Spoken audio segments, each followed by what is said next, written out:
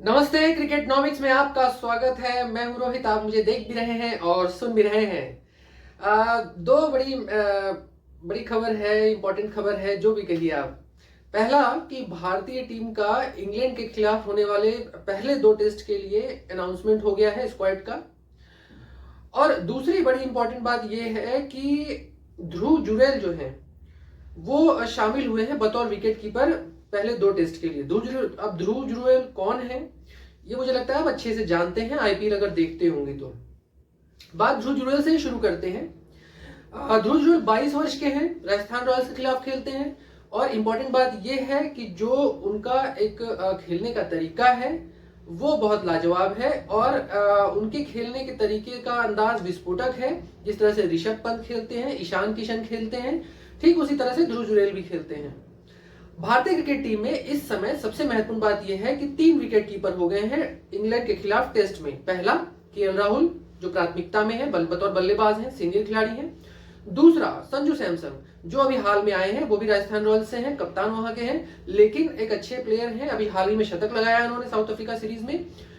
और सबसे इंपॉर्टेंट बात यह है कि जो तीसरा सबसे इंपॉर्टेंट पहलू है वो ये है कि ध्रुव जुरैल 22 साल के हैं, नवयुवक हैं और सबसे कम उम्र के खिलाड़ी हैं, क्योंकि 25 साल के ईशान किशन हो चुके थे, वो अभी नहीं खेल रहे हैं। और और दो खिलाड़ियों जिनकी मैंने अभी चर्चा की, चाहे वो केएल राहुल की बात करें, चाहे संजू सैमसन की, वो उम्रदराज हैं अगर तुलना करें ध्रुव जुरैल के।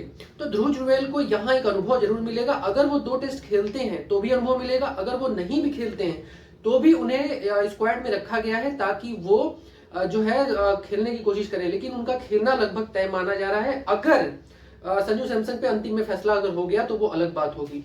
तो संजू सैमसन, या फिर मुझे लगता है क्योंकि संजू सैमसन और केएल राहुल, ये जो चर्चा चल रही है, केएल राहुल तो रहेंगे ही, लेकिन संजू सैमसन पे चर्चा मैं इसलिए कर रहा हूँ क्योंकि वो थोड़े वरिष्ठ खिलाड़ी हैं। रणजी का अनुभव उनके पास अच्छा खासा है, राजस्थान रॉयल्स का अनुभव अच्छा खासा है, तो वो उसका भी एक फायदा मिल सकता है।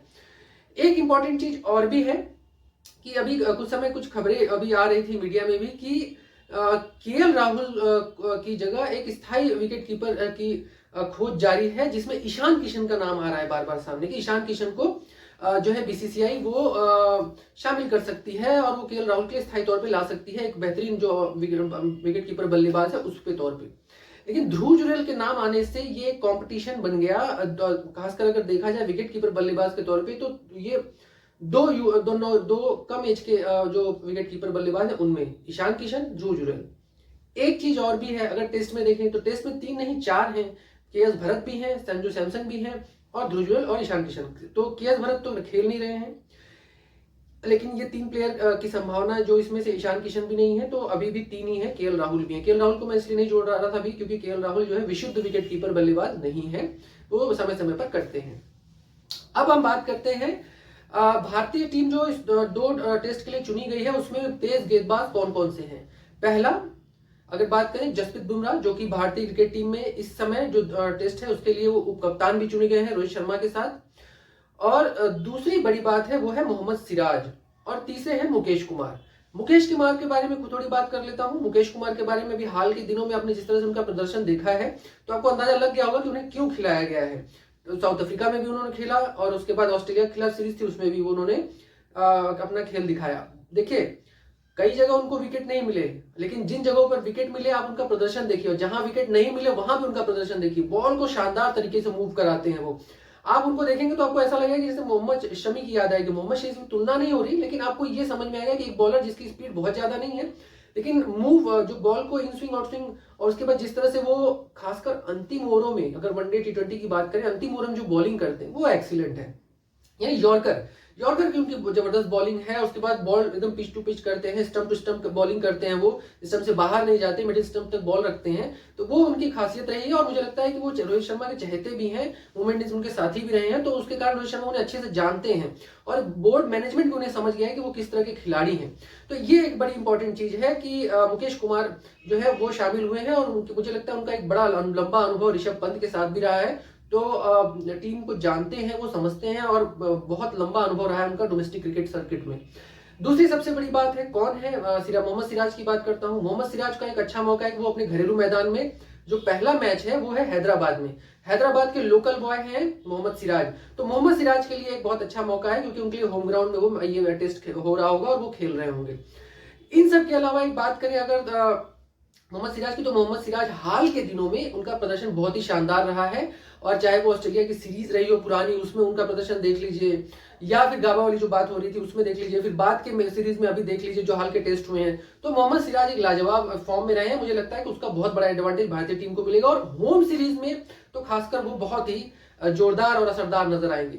जसप्रीत बुमराह के बारे में ज्यादा कहने का मुझे कोई हक नहीं है, इसके बारे में आप खुद तय करते हैं और आप जानते हैं वो किस तरह के बॉलर हैं। उप कप्तान इसलिए उनको बनाया गया उनके प्रदर्शन को देखते हुए, और एक शानदार बॉलर है। जब से उन्होंने चोट होने के बाद वापसी की है वर्ल्ड कप में और उसके बाद तमाम सीरीज में, वो उनके प्रदर्शन को दिखाता है। इससे पहले भी, वर्ल्ड कप से पहले भी वो एक सीरीज के लिए कप्तान बनाए गए थे, तो वहां भी उनका प्रदर्शन शानदार रहा था और बतौर कप्तान वो गए थे उस समय। आज उप कप्तान है क्योंकि रोहित शर्मा है इस समय।